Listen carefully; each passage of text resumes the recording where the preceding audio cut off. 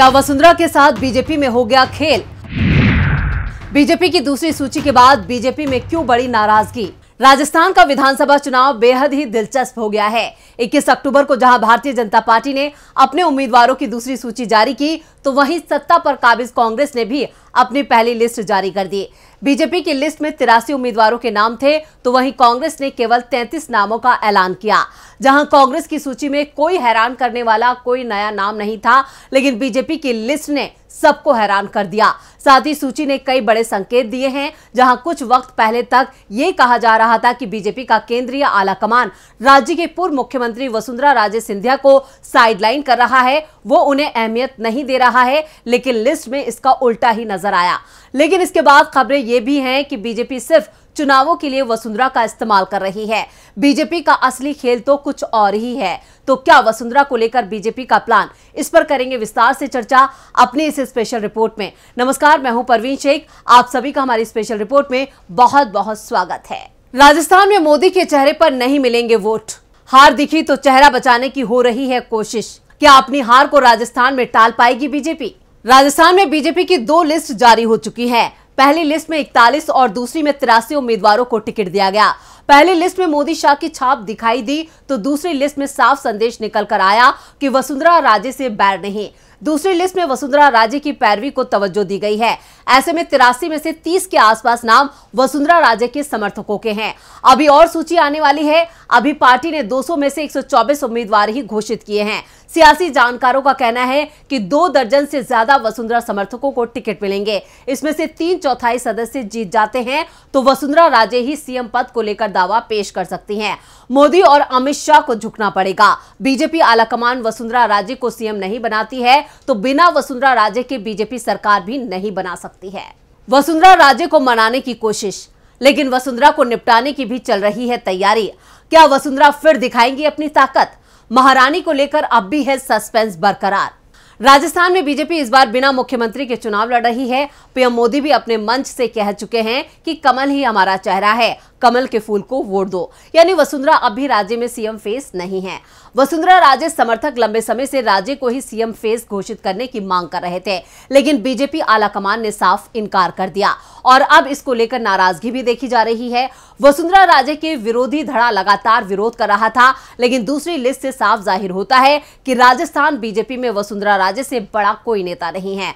BJP आलाकमान इस बात को अच्छी तरह से जानता है कि बिना वसुंधरा राजे के राजस्थान में सरकार बनाना और फिर उसे चलाना बेहद मुश्किल है। ऐसे में बीजेपी आलाकमान ने वसुंधरा राजे के कट्टर समर्थकों को जमकर टिकट दिए हैं। सियासी जानकारों का कहना है कि वसुंधरा राजे अब पार्टी के प्रचार के लिए निकल सकती हैं, लेकिन वसुंधरा ने अब तक अपने पत्ते नहीं खोले हैं। यानी अब वो खुद को सीएम फेस घोषित करने का इंतजार कर रही हैं, जब तक शायद बहुत देर हो जाए और राजस्थान में बाजी बीजेपी के हाथ से निकल जाए। सीएम फेस की रेस से बाहर नहीं हुई है वसुंधरा।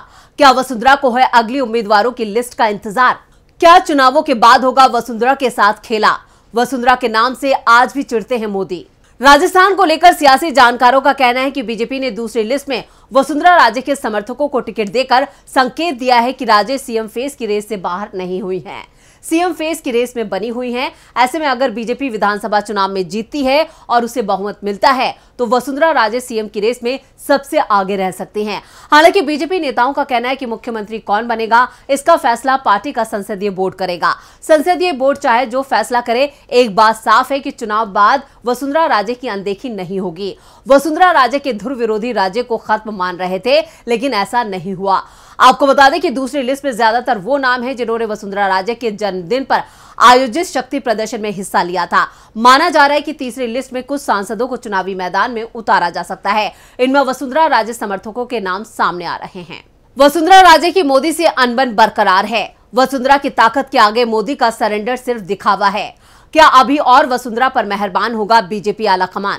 खबरों की माने तो आलाकमान इस बार वसुंधरा राजे की नहीं सुन रहा है। पहली सूची में ऐसा ही नजर आया था कि मोदी और शाह के सामने वसुंधरा की नहीं चल रही है। राज्य के सबसे करीबी माने जाने वाले और उनके सलाहकारों में से एक और झोटवाड़ा से विधायक राजपाल शेखावत का टिकट काट दिया गया। यहां से जयपुर ग्रामीण सीट से सांसद राज्यवर्धन सिंह राठौर को उम्मीदवार बनाया गया है। इसके बाद पार्टी के इस फैसले का जबरदस्त विरोध हुआ। शेखावत के समर्थकों ने राठौर का जबरदस्त विरोध किया। कई सभाओं और बैठकों में उन्हें काले झंडे भी दिखाए गए। राजपाल शेखावत का टिकट कटने के बाद ऐसा संकेत मिला कि अगली सूची में राज्य को ज्यादा अहमियत नहीं मिलेगी और उनके खेमे के नेताओं को और विधायकों को मौका नहीं मिलेगा। 21 अक्टूबर को जब बीजेपी की दूसरी सूची आई तब इसमें 83 में से कई नाम ऐसे हैं जो वसुंधरा खेमे के खास माने जाते हैं, जिनमें कालीचरण सराफ, प्रताप सिंघवी, कैलाश वर्मा, सिद्धि कुमारी, मंजू बागमार, संतोष अहलावत, सासाराम गरसिया, गोविंद प्रसाद, कालूराम मेघवाल, नरेंद्र नागर, बिहारी लाल बिश्नोई, कैलाश मीणा, अनीता भदेल, श्रीचंद्र कृपलानी, पुष्पेंद्र सिंह, नरपत राजवी, ओटाराम देवासी, संतोष बावरी, गोपीचंद मीणा, छगन सिंह, शोभा चौहान, अभिषेक मटोरिया, जगसीराम कोली, रामस्वरूप लांबा, मानसिक किंसरिया, गुरदीप शाह पीढ़ी जैसे नाम शामिल है। वहीं पहली सूची में नाम न आने से नाराज चल रहे नरपत सिंह राजवी को दूसरी सूची में जगह दी गई है। पार्टी ने उन्हें चित्तौड़गढ़ से चुनावी मैदान में उतारा है। राजस्थान की राजनीति में कहीं न कहीं ऐसा माना जाता है कि वसुंधरा की बीजेपी केंद्रीय आलाकमान से खटपट है। केंद्र के कई नेताओं के दौरे के दौरान भी कुछ ऐसा ही माहौल देखने को मिला था। वहीं झोटवाड़ा प्रकरण ने भी ऐसी खबरों को और ज्यादा हवा दे दी।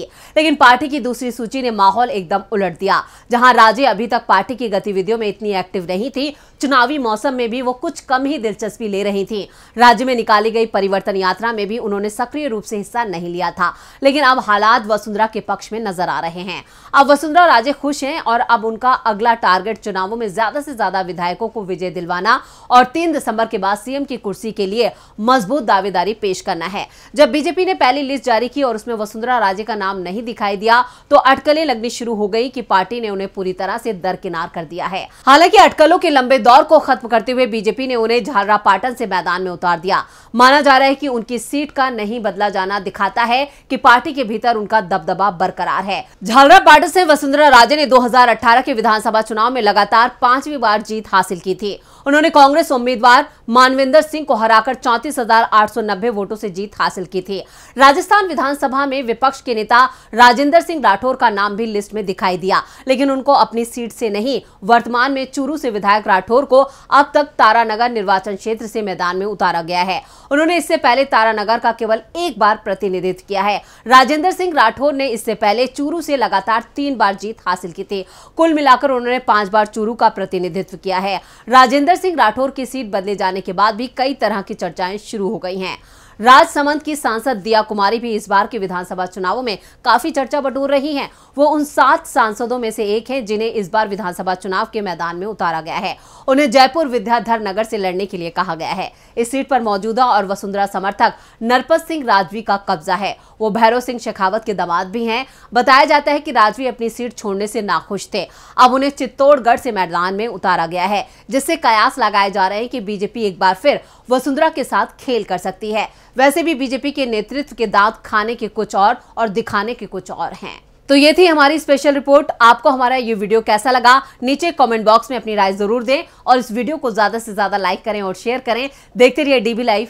नमस्कार।